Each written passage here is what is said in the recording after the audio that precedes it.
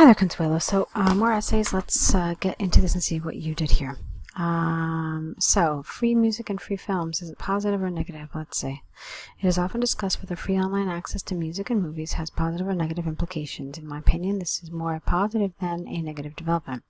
This essay will discuss the benefits of this, giving examples from media apps and Harvard University to demonstrate and prove arguments. All right, that's perfect. No issues whatsoever, so good. Free access to music is beneficial to both the artist and its public.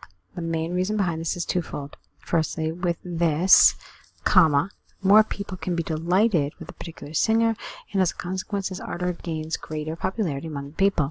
Secondly, free access to music has positive implications on the low-income group.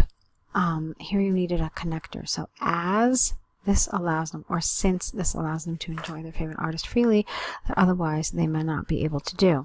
Take, for example, an unknown artist such as Rodriguez from Africa, who became tremendously famous in Chile after Spotify offered its free deal, having him as an icon of its publicity. All right, that's interesting. Therefore, many of his songs spread throughout the country, getting even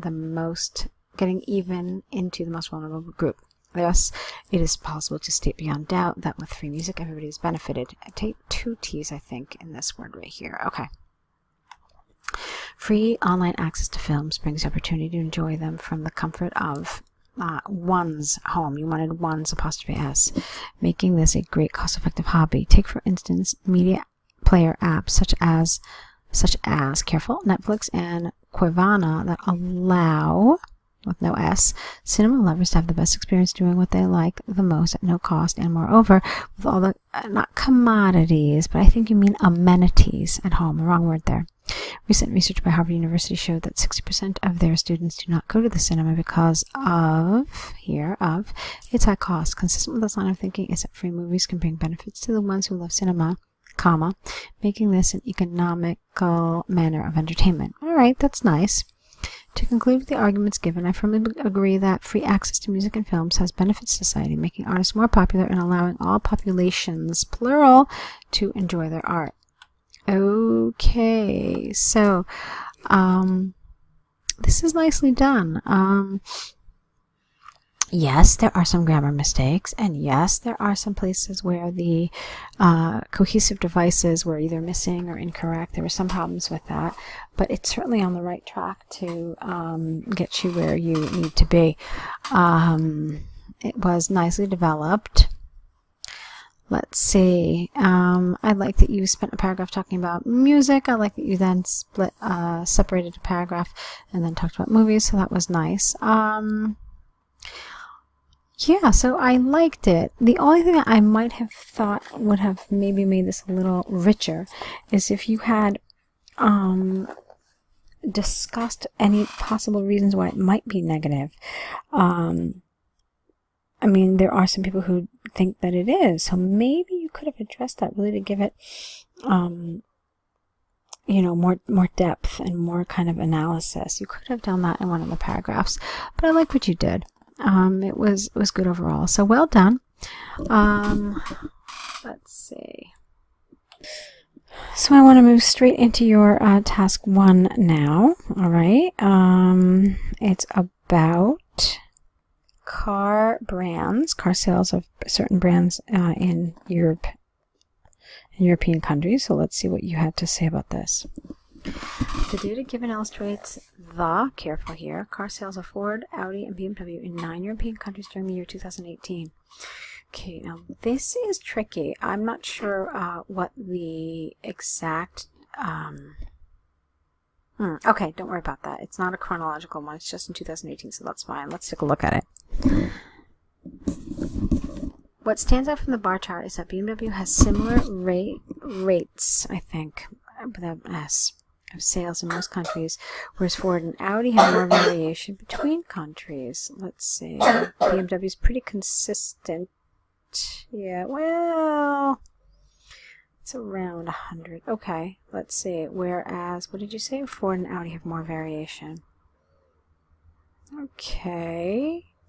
Yeah, I guess I can see that. All right.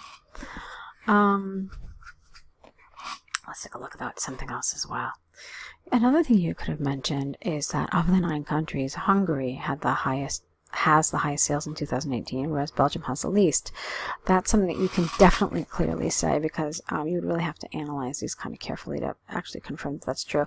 Although I do think it is. I think you can pretty much safely say that BMW has the most consistent sales. Okay. BMW sales,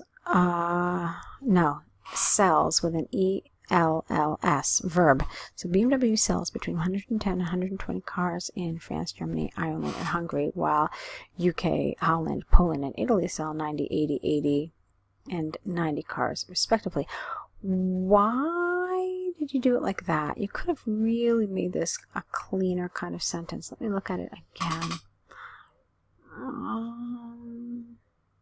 Let's try it one more time. Okay.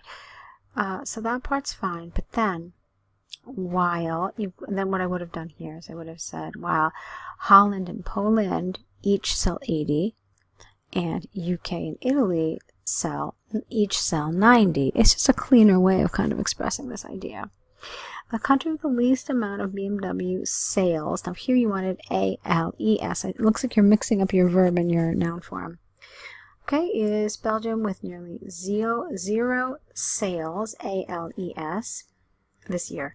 Regarding Audi, the countries with the highest sales are Germany and Hungary with nearly 110 cars each. Yeah, followed by France and Poland with similar sales, 90.